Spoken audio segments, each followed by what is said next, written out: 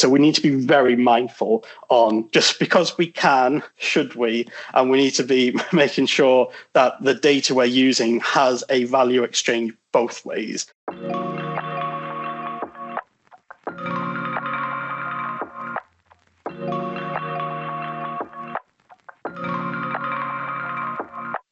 Welcome to the Digital Customer Communications Podcast, where we discover how leading regulated companies engage, retain, and delight customers at scale. Today, we're joined by Richard Logan, Digital Strategist at MMT Digital. MMT work with clients like Vodafone, NFU Mutual, Schroders, TransLink, and Newcastle Building Society. Richard's been named one of 2024's top marketing influencers. He brings a wealth of experience working with global organizations on digital strategy and transformation. So in this episode, we're talking about driving impact in regulated environments through unified communications. Hi, Rich. Welcome to the podcast. Hi, Sam. Great to be here. Thanks for having me on. Absolute pleasure to have you.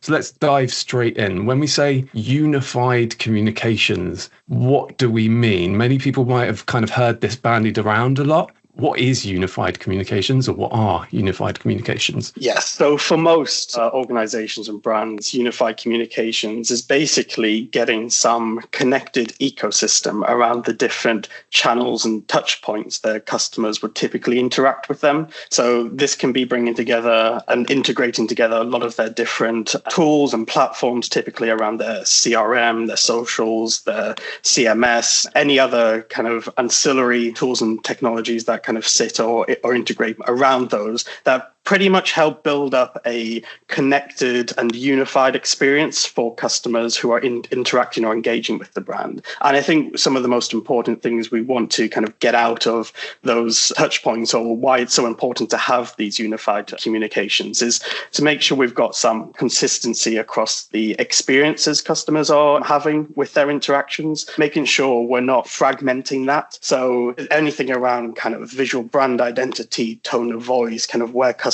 are, different stages of their life cycle, all of that we need to kind of have some sort of brand consistency or nice wrapper around. So we're not really having disjointed, unconnected, and quite often from a customer's perspective could be quite frustrating to see multiple kind of related or unrelated things in their interactions with a given brand. So yeah, it's really just getting those kind of consistent touch points and being able to have that unified tone of voice and being able to represent what the customer needs are when they're interacting with a brand. So there's a lot there, but ultimately that sounds very much like common sense. You know, we want our customers to have a consistent experience with our brand and not have a fragmented experience with our brand. So, you know, why is it difficult? Could you, I guess it would be a useful thing to paint a picture of maybe a client or a brand that has this sort of consolidated approach to communications. Yeah, absolutely. You touched on a good point there. I think maybe 10, 15 years ago, we'd expect to have the kind of notion of having connected ecosystem, all our touch points integrated, was quite a high maturity step forward thing for a lot of brands to have.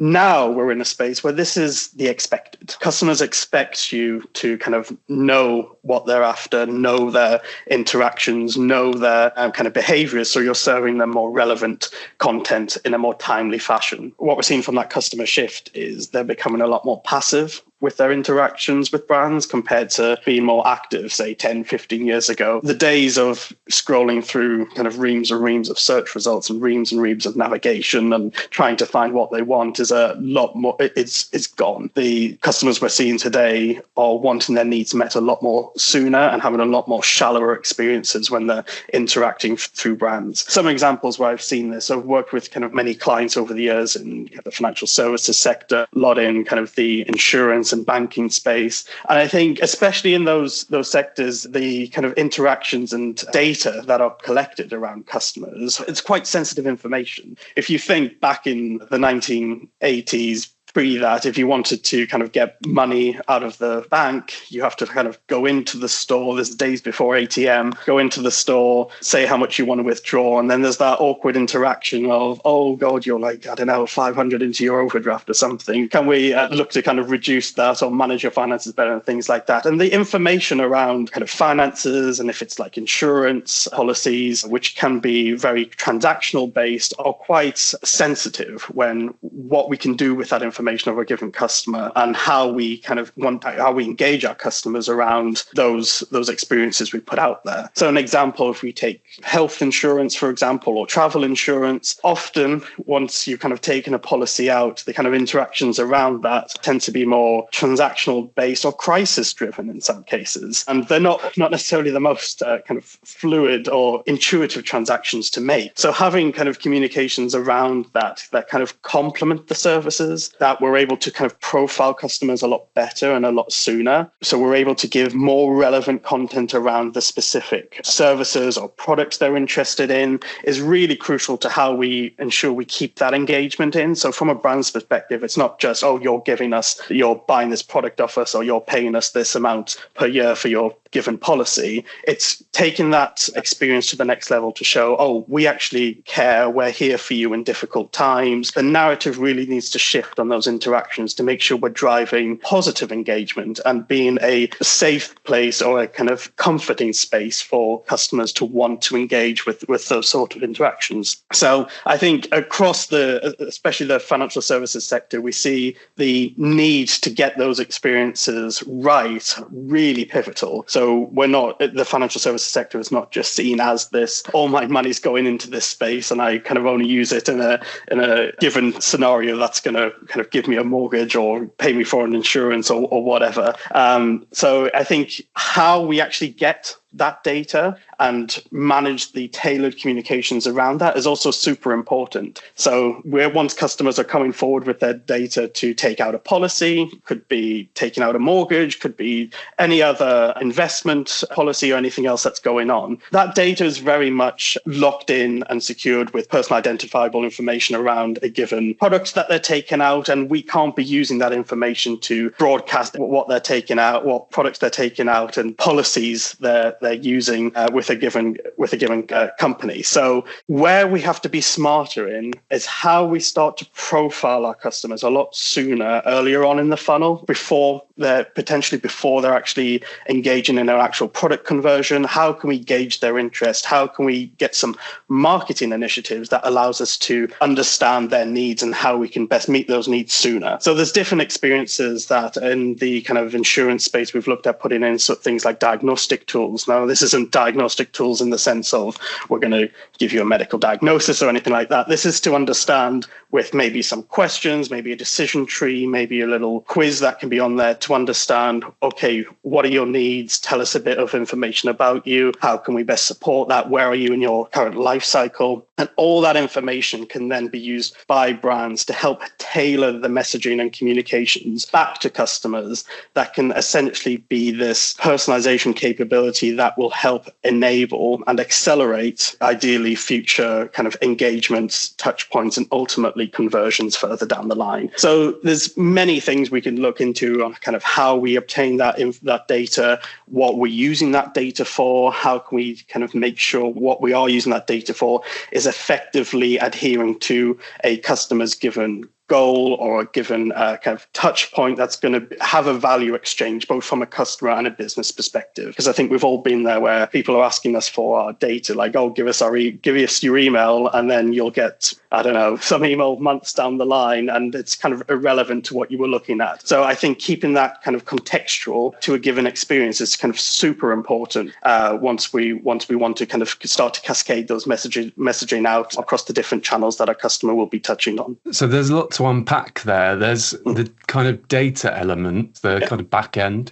and the front end communication interaction with the consumer. Yeah. And then I suppose even more important is the strategic, why are we doing this? Are there any sort of examples that you can give of brands that have implemented a more consolidated approach to customer engagement or customer communications through unified comms, have gone from a kind of fragmented stack to a unified one, and what impact that's had on operations and customer engagement, what they've kind of looked at as a measure of that? Yeah, so having those, a lot of this will resonate with a lot of organizations where you have your different kind of technology platforms, and each of those can have a different customer experience layer on them. That can be your pure website on your CMS. These could be landing pages on a CRM. This could be your commerce pages on your commerce platform.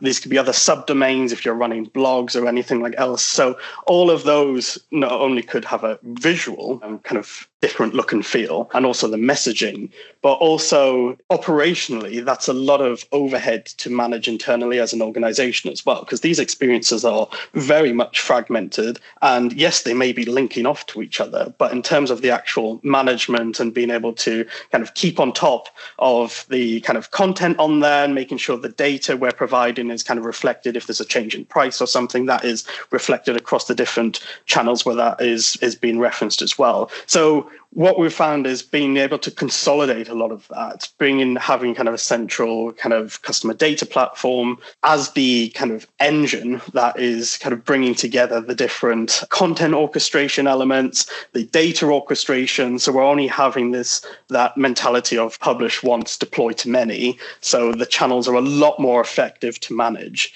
and a lot more uniform with the different kind of messaging, brand identity, and kind of tone of voice we're putting out on those different channels as well. And I think it really comes down to, once we are kind of creating, if you're going live with a particular campaign, we want to make sure, is this campaign going on socials? Is this campaign going on email? Is it going to have a landing page? Okay, well, great. How can we make sure we're effectively got that appropriate orchestration of our content to make sure we've got the optimized assets, we've got the optimized content and messaging, and making sure we're getting the right snippets and important information out of that content to be surfaced on the appropriate channel for a given customer.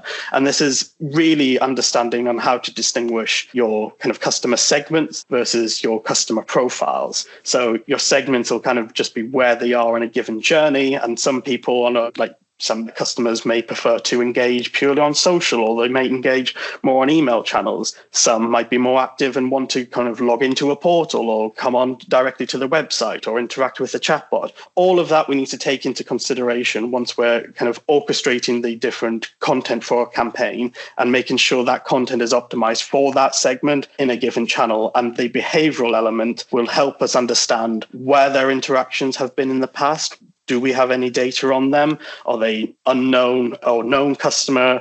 Do they have an account or a portal? And what have been their touch points historically? So we're not serving irrelevant information or duplicate information across multiple channels if they've already interacted elsewhere. So I think it's a combination of being able to firstly get that technology stack integrated, having this very much publish once, deploy to many aspect, and having a very robust data and content orchestration engine across the different tools and platforms that will be ultimately the kind of front end or kind of customer interface for those touch points, but also making sure our data model is pretty robust to be able to track what those interactions are, what are the behavioral elements we want to surface when pushing different communications out, and how can we effectively be smart around, once we're able to identify a customer and what they're engaging with, how can we make sure that is added to the customer profile, so that is historic data we can take going forward, so we know what their kind of interactions and kind of value exchanges have been with a brand going forward. So the operational impact is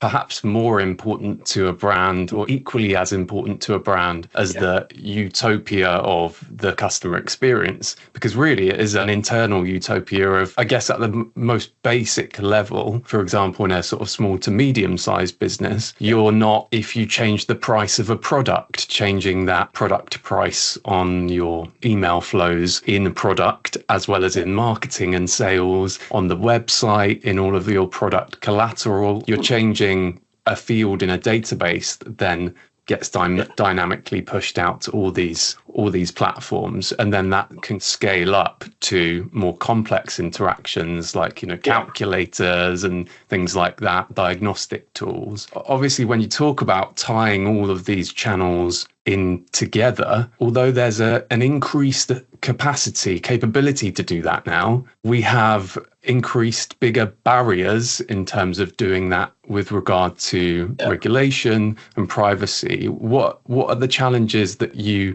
most commonly come across with businesses when you're dealing with regulated industries? Yeah, absolutely. And I've had a couple of live examples of this recently. And I think following on from what we were just discussing around kind of getting that consolidation approach, that's a very easy thing to say, but not when we've got kind of potential lots of legacy systems that can often kind of sometimes predate the millennium.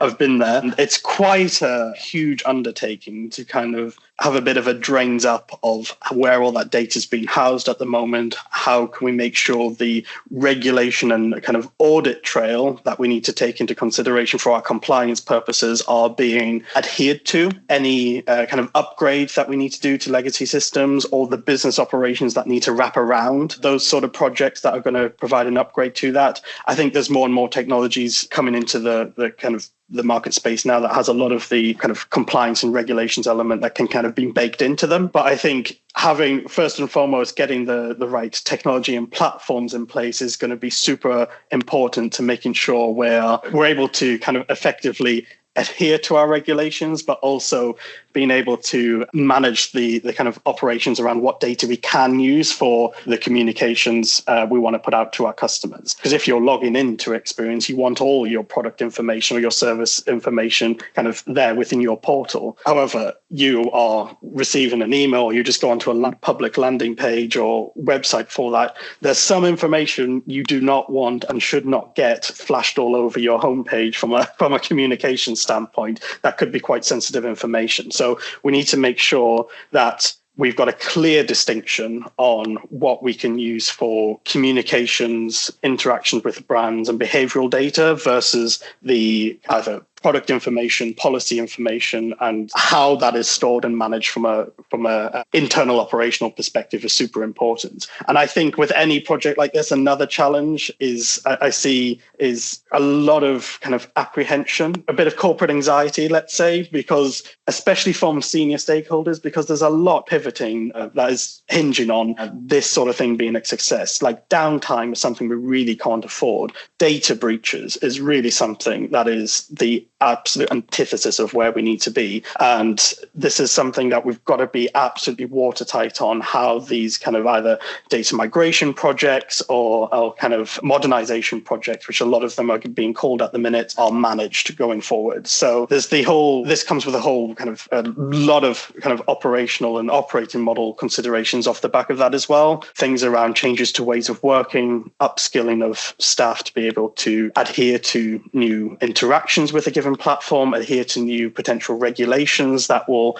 have an impact on how they use or access different data as well, making sure the right training, support network, and everything else is in place to essentially make that transition as smooth as possible is of paramount importance. And I think that whole enablement aspect of it often gets overlooked because we think, we've just got to get the best technology out there. We've just got to make sure it's implemented successfully and that's it done. I think the actual adoption is so much more important, because being able to actually use the new kind of technology and platform effectively is ultimately going to be the kind of business governance that's going to help us adhere to those regulations and ways of working on how we manage the data on those platforms, essentially. So yeah, there's a lot of challenges that come with projects like this. And I think things around like data privacy concerns, the ability to adopt and use a technology effectively, and also making sure if we've got legacy systems, if they are non-compliant, not up to scratch, or we're running a modernization program, making sure we've got a clear kind of unified data management framework that will help us map out what that kind of target state needs to be and what are the business operations that essentially need to wrap around that to make sure we are getting the best use of the platform, best use of the roles of people who are interacting with it, and having kind of compliance and regulatory kind of governance intelligence embedded in that process, in that operating model going forward is super important. So in terms of making sure that happens, what kind of advice can you give to change leaders, solutions leaders, people within these projects or looking at undertaking these projects? Obviously, you've got training. You've mentioned that already. Training's super important. But let's start with the back end first. How can companies make sure that when they're consolidating their data, they're not going to have data breaches, they're not going to have downtime? What are the tips? What are the strategies and tactics that you can give to help people avoid these kind of common pitfalls, as well as ensure they've got an eye on customer experience and regulation? Yeah, absolutely. And this is always the kind of most pivotal kind of conversation having with any kind of C-suite and kind of IT and compliance teams when discussing these topics. I think first and foremost is we always take it from a standpoint in understanding why the kind of move or transition is necessary.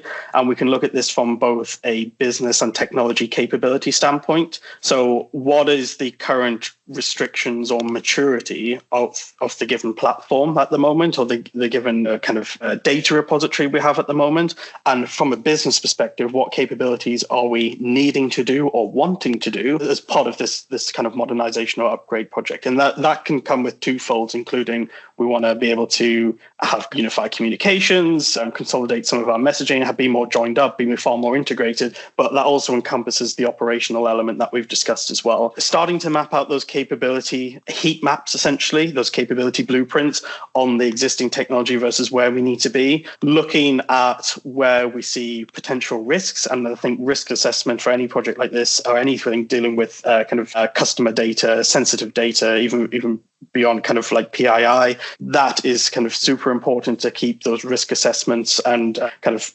compliance elements front of mind with any major kind of capability drop we do. So that can be anything from the initial assessment of the current setup, the target setup of the modernization or new platform, and what are the capability drops as this kind of migration or data kind of refactoring that could happen that needs to take place. So I think understanding the kind of capability aspects and the delta between where you are now versus where you need to go, understanding a clear, robust plan for the architecture that needs to be in place for when we are in a new kind of modernized world, for the kind of data where we've got, what does that orchestration model look like in terms of your data architecture? So this will be making sure once we are integrating with other systems, making sure we're using the correct or compliant data for those things. Where I've seen it a couple times where people want to, there's often things you don't want to have broadcasted everywhere with some data companies have on you, and it can often verge on the world of being a bit creepy and being a bit stalkerish. So it's also being kind of very clear on the business decisions and logic that we're going to be using for the data that the business needs to articulate its content orchestrations, having unified customer communications around that, and making sure that data model is clearly defined across every touch point as well, because not all the information and data we're capturing can be used for kind of wider customer communications as well. And I think I can give one horror story on that front, in the sense that there was let's just say a well-known pharmacy on the high street used a pretty much blanket personalization rule for looking at products. And you can imagine there's some products when you go to a pharmacy you don't want blasted across your hero homepage, and you don't want blasted across all your email or socials. And they've got to be a bit more discreet around what they do with that. And not only that, it's kind of breached in some markets a lot of the kind of privacy regulations that customers wasn't disclosed to customers when this sort of kind of personalization capability was activated. So we need to be very mindful on, just because we can, should we, and we need to be making sure that the data we're using has a value exchange both ways.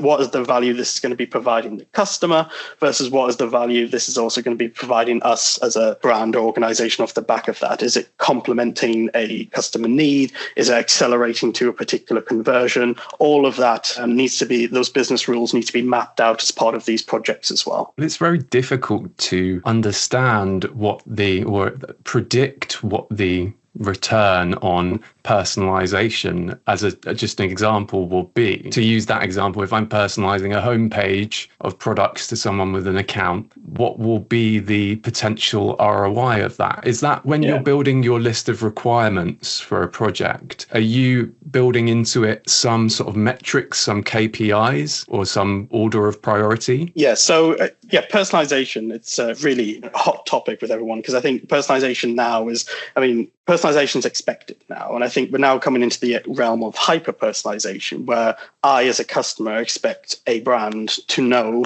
my interactions, to know my history of if I've purchased or anything like that. And a lot of organizations out there do this, are getting quite smart with the use of a lot of the AI tools that are getting quite predictive with some of the kind of products and messaging that are getting promoted around that. I think I always see it as personalization is not a goal. And I think that's the first thing we need to kind of understand from a brand's perspective. The goal isn't just to personalize. Personalize is a vehicle or an enablement capability to help a customer achieve something else. You can stick a name on an email, you can stick a name on a logged in portal, and it's just like, okay, great. Okay, you know my name. Well, I've given you that. Where's the relevant content and information that I'm getting back from that? There's other things we need to be smarter around the messaging and understand both the segmental and behavioral data. The segmental data, knowing for where I am in the life cycle. Am I a customer? Have I been there a while? Am I a prospect? Am I engaging? Am I a kind of a high value kind of sales qualified lead? All those different things. And then the behavioral data to then say, what have I interacted with? I've interacted on these campaigns, these socials. I'm interested in these products. That is how those communications and messages should be surfaced back. So it's essentially, once we're building out those kind of service designs or the service blueprints, we should really structure those from our customer value perspective. So we know what the primary journeys are. We know where they are, the different stages of interaction and the life cycle with a brand. That will then help us understand, in terms of where they are in the customer life cycle, what KPIs we then need to put in place. So this could be things around, if it's awareness, we want to be tracking engagement. What are are they engaging with products? Are they just engaging with content? Are they very passive? What's the bounce exit rate on different campaigns we're putting out? Things like that. As we're starting to build up our profile, we know they've come in from a particular product or service campaign. They're really interacting with a given kind of product or policy. If they're doing like a quote builder or things like that, having smart experiences that can essentially help them, bring them back into the journey. So it's like, pick up where you left off, or this is your quote. Why not speak to answer a few questions or speak to one of our kind of brokers or representatives or things like that to help that. So we're not kind of resetting the journey at any point. We're always building up those profiles as those interactions go along. And I think engagement value is super important. There's also attribution modeling, which will help us really get to that kind of nth degree of personalization as much as we can. So being able to define and hit goals across those different journeys, and that's not necessarily always a conversion. Those can be watching X amount of time on a video, reading X amount of time on an article, subscribing to a newsletter, using a chatbot, searching for something. All those different things we want to be able to capture, because that's all helping us build up a better understanding of what those specific interactions are for our customers. Adrian Swinscoe, who I spoke to last week, had a really good example of, where we were 5 years ago versus where we are now with regard to personalization. And he said, well, 5 years ago, you might get an email on your birthday with your name that says happy birthday. And now you don't care about that, because if you've already got a query in with customer service, that's just going to annoy you. So what we're seeing is, through this kind of joined up approach between like product CS and marketing data, you're getting maybe an email from a customer service rep, whether AI or not, that says, oh, by the way, your package was stuck at this place. It'll be with you tomorrow. Oh, and I saw it was your birthday. Happy birthday. Have a good day. It's that kind of the more human interaction that we're trying to get to. But that's moving from joined up marketing data, as in, we know you've interacted with socials, email, whatever, and joined up product data, as in we know what you've done in your account, to those two things being tied together is not just a challenge of technology, it's a huge challenge of organizational silos and barriers and personal politics. Absolutely. And I think it's going back to essentially with those experiences, given what we know, that it goes back to what is that value exchange I'm getting based on the data, all this data you've collected about me. It's got to have some sort of relevance and benefit back to complement my experiences when I interact with a brand. And it's going back to those principles of wanting to excite and delight with those interactions. Now, that can be very subjective on what excite and delight mean for a given interaction or even with a given brand. But to your point, saying having that kind of context of the birthday, a message kind of wrapped around that, or even I was getting a couple of flights with two different airlines recently, having those service messaging, both using the same capability, but executed very differently, where one was giving me text updates or sticking to a regulated timetable, just saying, oh, it's 35 minutes before, go to gate. Whereas the other was saying, oh, your flight has been delayed. It's given me contextual information that's relevant to me, that's actually benefiting my experience with that airline and in the airport at that time. Whereas the one that just stuck to kind of binary checkpoints at a given time, like X amount before, this rule would then push out this messaging to an individual that say go to gate, not factoring if it was delayed or not, has actually inhibited or infringed on that experience. If someone then got up, gone to the gates, not ready, lost their seat or whatever, it's those kind of small interactions and wider context we need to be kind of super clear on and really super kind of descriptive and making sure they are complementary experiences. And I think another good example is, especially when working with a lot of the kind of financial service sector, banks and insurers, I mean, taking out insurance policies it can be like travel insurance, life insurance, lots of things that can be quite seen as a pretty binary transaction. I'm doing this because I have to, not because I want to in a lot of cases. So getting those complementary experiences around that can be accessed across different channels as well. If you're taking out some health insurance and you get some benefits around, oh, well, if you're interested, look at this kind of wellness or kind of workout guides that are around that, or here's some trails on where you're going on your travel. And have you thought about all these other services we offer that kind of complement the experiences that we're putting out around that? And these can be then executed on different kind of apps or even like sub-brands that can keep people engaged and wanting to engage with a brand rather than feel like they have to because it's transactional. Oh, I need to renew my policy. Oh, I need to make a claim. It's just like, no, I want to because I'm getting some benefits that complement my experiences with a given brand. Yeah, and ultimately we're in an era where the difference between your two airlines isn't the difference between, they've got the best tech and they haven't got the best tech now, because we all have access to all this tech. It's actually the difference maker is the strategy. It's the approach that you take to it, what you prioritize and how you do that makes the biggest difference in terms of the customer experience. Yeah. What have you seen, just to wrap up, what have you seen with the brands that you've worked with that have got it most right? How do they work together? What approach do they have to these projects that's different maybe from brands that struggle a little bit more? Yeah, that's a really good question. And I think where I've seen it working well, it never is at this state from the off when these type of projects are initiated. It's more a shift in culture and operations and how brands get there and wanting to achieve this kind of uniform, joined up kind of messaging across their channels. Usually instigated, from my experience, by marketing teams. It's coming from head of marketing, CMOs. Like, they have the customer data, they have the channels, they want to be able to optimize those, and ultimately they're next on the line through for MQLs, getting SQLs in, driving conversion. They'll have targets associated to that. And having marketing teams quite separate from technology teams, especially when a lot of the products there are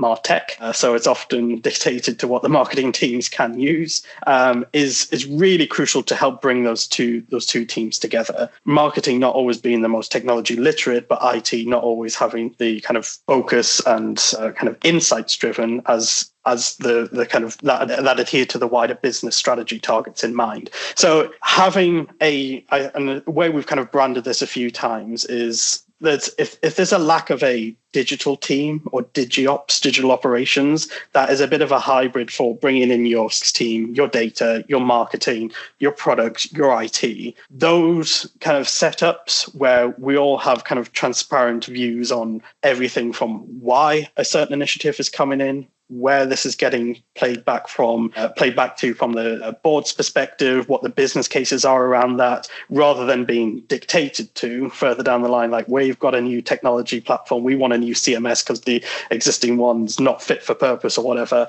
It really eliminates a lot of those initial hurdles if we can get to that stage with a proper digiops or digital operations team together. And I think that also just helps streamline a lot of the internal politics that often comes with this as well. So when business cases and briefs and budgeting and all that side of things are happening, everyone has visibility of that. We can see how it gets triaged, where the value is, how that's being tied back to wider business strategy, who the teams are, and there may be kind of agencies involved. It might be internal, it could be a hybrid of different things. If it's a larger program of work, where the actual teams who are executing on these are kind of leading the front, so everyone's kind of got clear accountability on how those things are getting implemented, but also having kind of iterative releases, really adopting kind of an agile approach to these projects. We want to kind of fail fast and change, not have big bang things that aren't quite fit for purpose, and then we've then got to carry on with potentially some legacy